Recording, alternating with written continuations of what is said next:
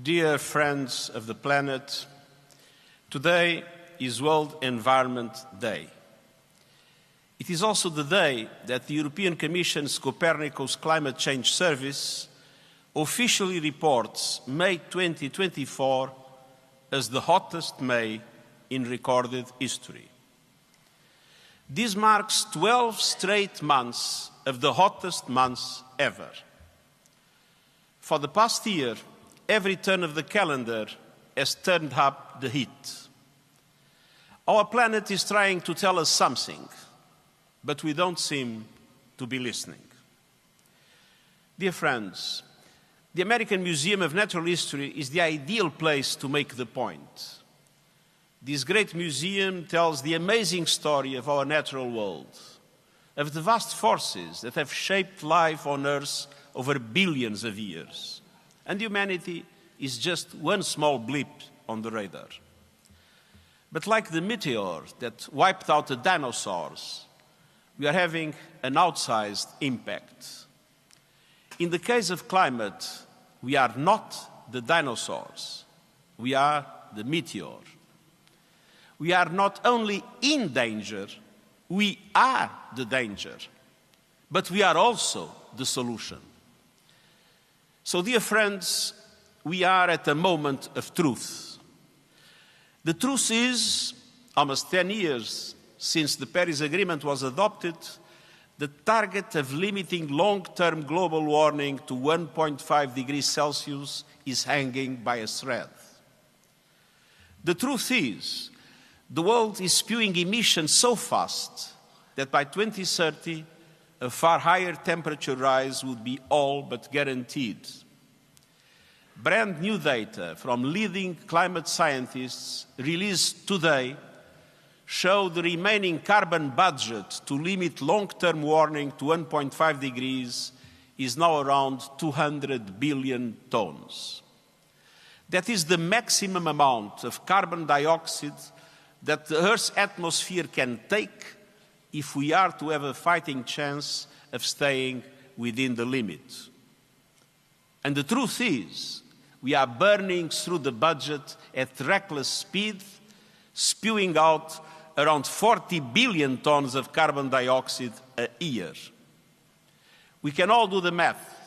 At this rate, the entire carbon budget will be busted before 2030. The truth is, global emissions need to fall 9% every year until 2030 to keep the 1.5 degree limit alive. But they are heading in the wrong direction. Last year, they rose by 1%.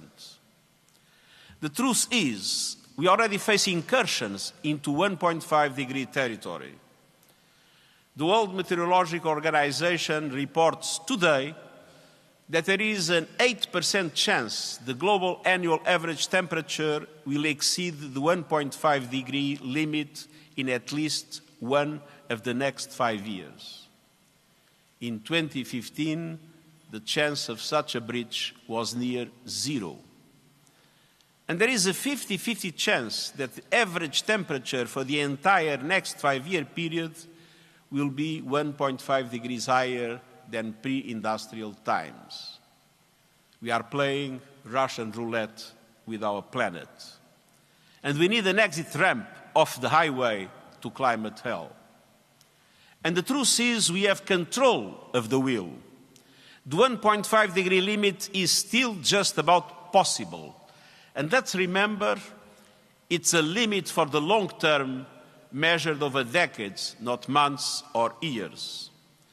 So stepping over the threshold, the 1.5, for a short time does not mean the long-term goal is shot. It means we need to fight harder now. The truth is, the battle for 1.5 degrees will be won or lost in the 2020s under the watch of leaders today. And all depends on the decisions those leaders take or fail to take, especially in the next 18 months. It's climate crunch time. The need for action is unprecedented, but so is the opportunity. not just to deliver on climate, but on economic prosperity and sustainable development. Climate action cannot be captive to geopolitical divisions.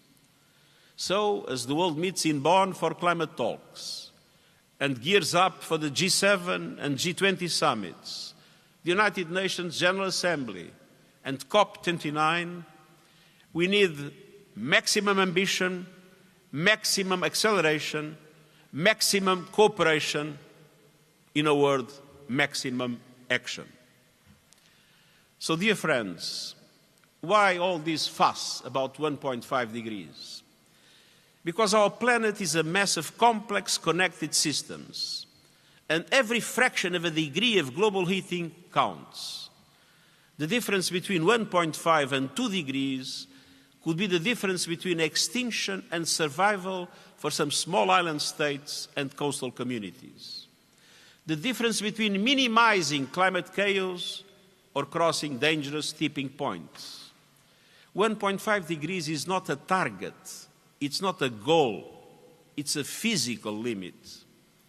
Scientists have alerted us that temperatures rising higher would likely mean the collapse of the Greenland ice sheet and West Antarctic ice sheet with catastrophic sea level rise, the destruction of tropical coral reef systems and livelihoods of 300 million people, the collapse of the Labrador Sea Current that would further disrupt weather patterns in Europe, and widespread permafrost melt that would release devastating levels of methane, one of the most potent heat-trapping gases.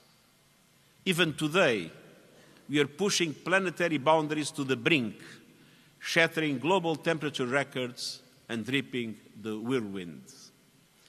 And it is a travesty of climate justice that those least responsible for the crisis are hardest hit: the poorest people, the most vulnerable countries, indigenous peoples, women and girls. The richest 1% emit as much as 2/3 of humanity. And extreme events turbocharged by climate chaos are piling up, destroying lives, pummeling economies, and hammering health, wrecking sustainable development, forcing people from their homes, and rocking the foundations of peace and security as people are displaced and vital resources depleted. Already this year, a brutal heat wave has baked Asia with record temperatures, shriveling crops, closing schools, and killing people. Cities from New Delhi to Bamako to Mexico City are scorching. Here in the West, savage storms have destroyed communities and lives.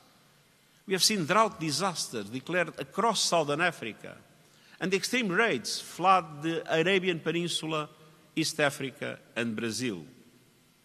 And the mass global coral bleaching caused by unprecedented ocean temperatures soaring past the worst predictions of scientists.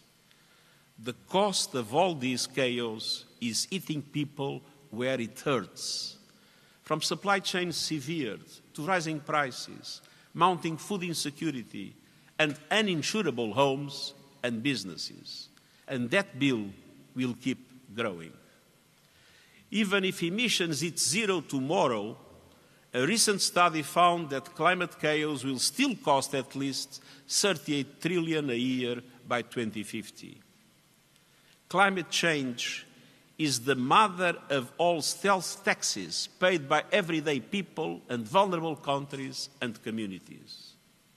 Meanwhile, the godfathers of climate chaos, the fossil fuel industry, rake in record profits and feast off trillions in taxpayer-funded subsidies. Dear friends, we have what we need to save ourselves.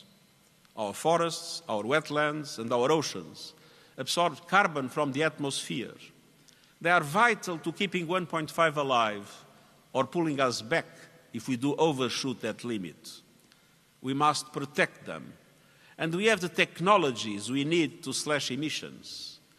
Renewables are booming, as costs plummet and governments realize the benefits of cleaner air, good jobs, energy security, and increased access to power. Onshore wind and solar are the cheapest source of new electricity in most of the world and have been for years.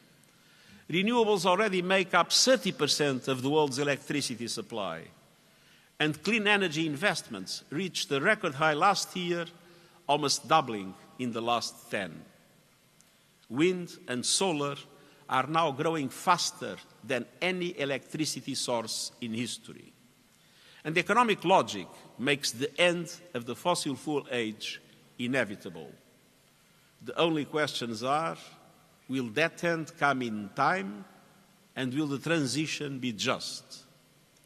Dear friends, we must ensure the answer to both questions is yes. And we must secure the safest possible future for people and planet.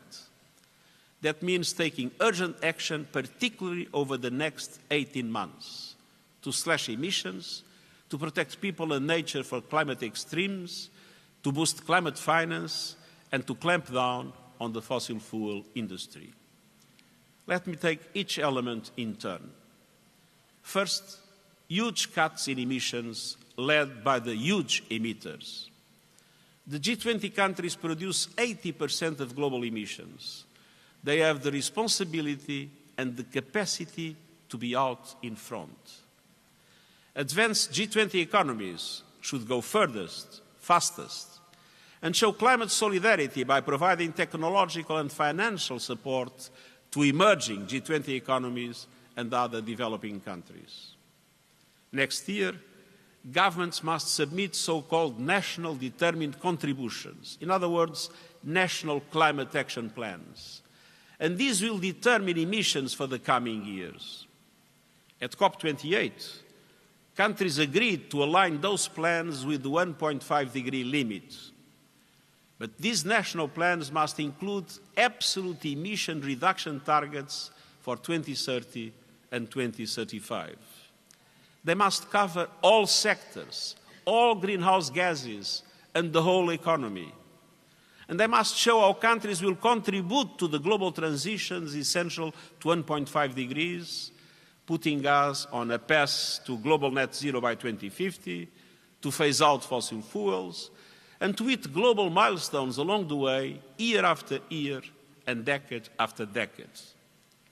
That includes, by 2030, contributing to cutting global production and consumption of all fossil fuels by at least 30%, and making good on commitments made at COP28 on ending deforestation, doubling energy efficiency, and tripling renewables. Every country must deliver and play their rightful part. And that means that G20 leaders working in solidarity to accelerate a just global energy transition aligned with the 1.5-degree limit, they must assume their responsibilities. We need cooperation, not finger-pointing. It means that G20 aligning their national climate action plans, their energy strategies, and their plans for fossil fuel production and consumption within a 1.5-degree future. And it means the G20 pledging to reallocate subsidies from fossil fuels to renewables, storage and grid modernization, and support for vulnerable communities. It means the G7 and other OECD countries committing to end coal by 2030 and to create fossil fuel-free power systems and reduce oil and gas supply and demand by 60% by 2035. It means all countries ending new coal projects now, particularly in Asia, home to 95% of planned new coal power capacity. And it means non-OECD countries creating climate action plans to put them on a path to ending coal power by 2040. And it means developing countries creating national climate action plans that double as investment plans, spurring sustainable development, and meeting soaring energy demand with renewables. The United Nations is mobilizing our entire system to help developing countries to achieve these through our Climate Promise initiative. Every city, region, industry, financial institution, and company must also be part of the solution. They must present robust transition plans by COP30 next year in Brazil at the latest. Plans aligned with 1.5 degrees and the recommendations of the UN high-level expert group on net zero. Plans that cover emissions across the entire value chain, that include interim targets and transparent verification processes, and that steer clear of the dubious carbon offsets that erode public trust while doing little or nothing to help the climate. We can't fool nature. False solutions will backfire. We need high-integrity carbon markets that are credible and with rules consistent with limiting warming to 1.5 degrees. And I also encourage scientists and engineers to focus urgently on carbon dioxide removal and storage, to deal safely and sustainably with final emissions from the heavy industries hardest to clean. And I urge governments to support them. But let me be clear, these technologies are not a silver bullet. They cannot be a substitute for drastic emission cuts or an excuse to delay fossil fuel phase-out. But we need to act on every front. Dear friends, the second area for action is ramping up protection from the climate chaos of today and tomorrow. It is a disgrace that the most vulnerable are being left stranded, struggling desperately to deal with a climate crisis they did nothing to create. We cannot accept a future where the rich are protected in air-conditioned bubbles while the rest of humanity is lashed by lethal weather in unlivable lands. We must safeguard people and economies. Every person on Earth must be protected by an early warning system by 2027. And I urge all partners to boost support for the United Nations Early Warnings for All Action Plan. In April, the G7 launched the Adaptation Accelerator Hub. By COP29, this initiative must be translated into concrete action to support developing countries in creating adaptation investment plans and putting them into practice. And I urge all countries to set up their adaptation and investment needs clearly in their new national climate plans. But change on the ground depends on money on the table. For every dollar needed to adapt to extreme weather, only about 5 cents is available. At the first step, all developed countries must honor their commitment to double adaptation finance to at least $40 billion a year by 2025. And they must set out a clear plan to close the adaptation finance gap by COP29 in November. But we also need more fundamental reform. And that leads me on to my third point, finance. Dear friends, if money makes the world go round, today's unequal financial flows are sending us spinning towards disaster. The global financial system must be part of the climate solution.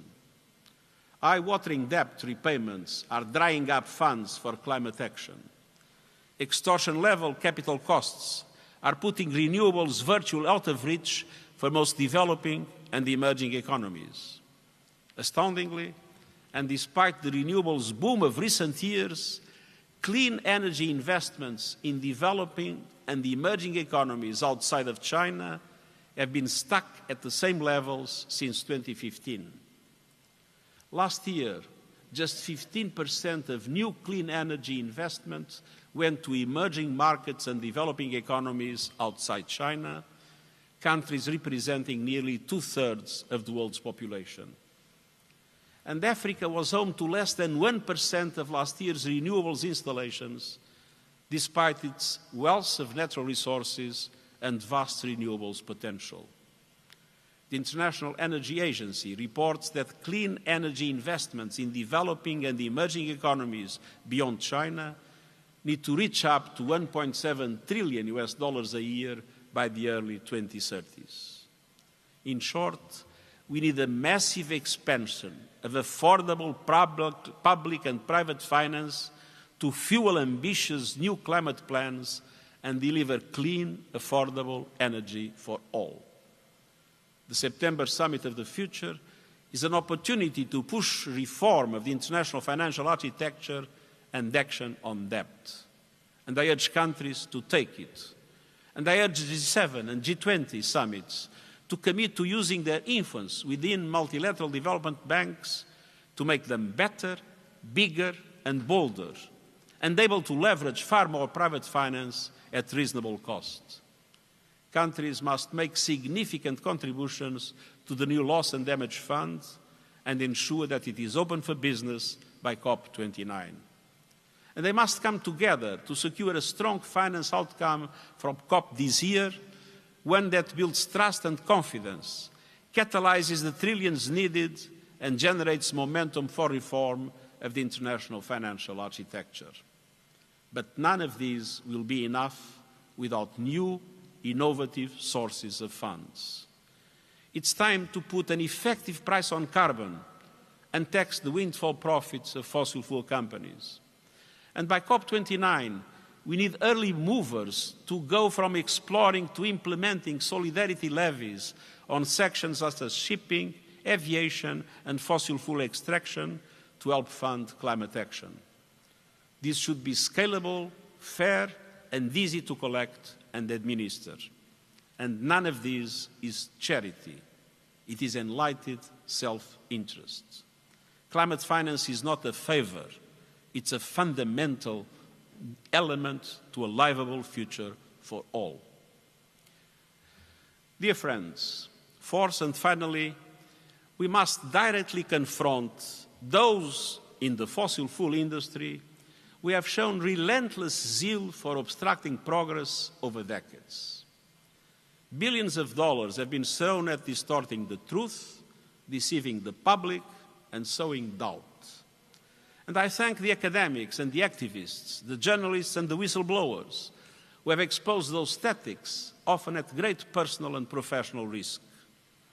And I call on leaders in the fossil fuel industry to understand that if you are not in the fast lane to clean energy transformation, you are driving your business into a dead end and taking us all with you. Last year, the oil and gas industry invested a measly 2.5% of its total capital spending on clean energy. Doubling down on fossil fuels in the 21st century is like doubling down on horseshoes and carriage wheels in the 19th. So, to fossil fuel executives, I say, your massive profits give you the chance to lead the energy transition.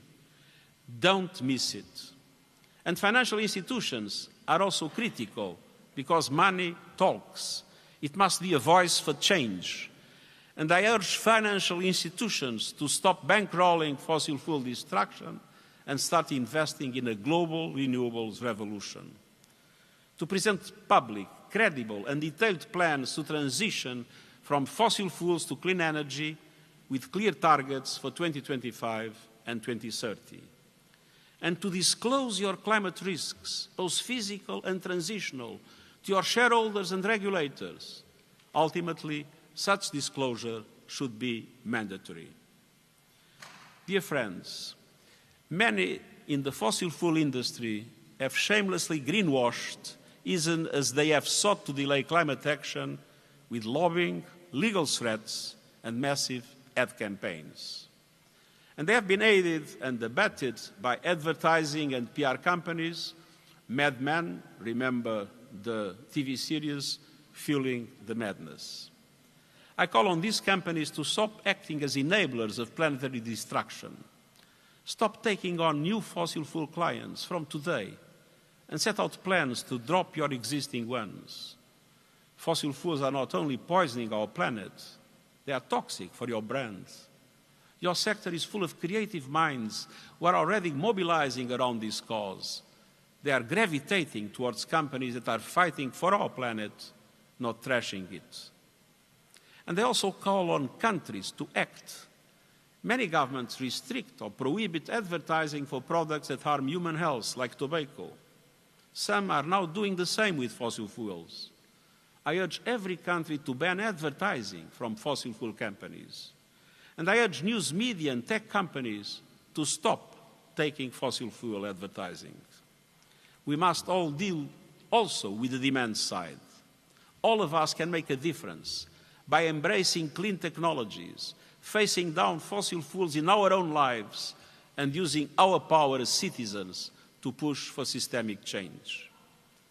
In the fight for a livable future, people everywhere are far ahead of politicians. Make your voices heard and your choices count. Dear friends, we do have a choice, creating tipping points for climate progress or careening to tipping points for climate disaster. No country can solve the climate crisis in isolation. This is an all-in moment. And the United Nations is all in, working to build trust, to find solutions, and to inspire the cooperation our world so desperately needs. And to young people, to civil society, to cities, regions, businesses, and others who have been leading the charge towards a safer, cleaner world, I say thank you. You are on the right side of history. You speak for the majority. Keep it up. Don't lose courage. Don't lose hope. It is we the peoples versus the polluters and the profiteers. Together we can win. But it's time for leaders to decide whose side they're on. Tomorrow it will be too late. Now is the time to mobilize. Now is the time to act. Now is the time to deliver. This is our moment of truth, and I thank you.